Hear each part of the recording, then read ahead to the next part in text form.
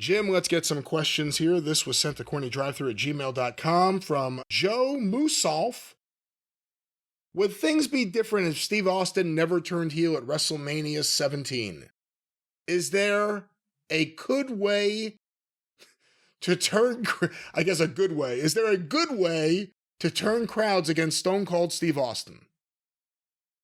Oh boy. Things would have been different in that right at the same time WCW went out of business and ECW went bankrupt. So there was going to be an exodus of fans away from wrestling to begin with, because a lot of those people gave up when WCW was gone. They're like, well, we don't want to watch WWF, so we're done. That's been proven by the statistics. However, it did a lot of damage to me, to the WWF's business, when they were still so hot. They were still hot at that point, even though they'd won the Monday Night War.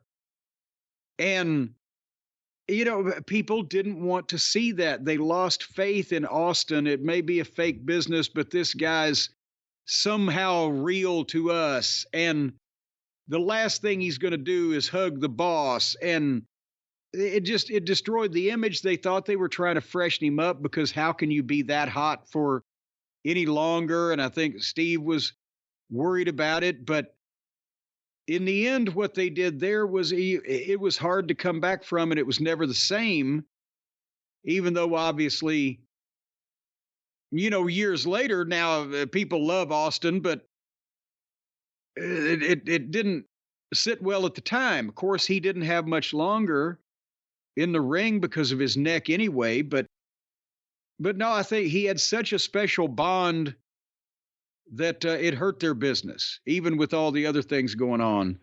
That was a big one. Is it as simple as it should have been known that it was a crazy idea to turn him heel? Or, I mean, can you understand Vince's desire to do that? Or no,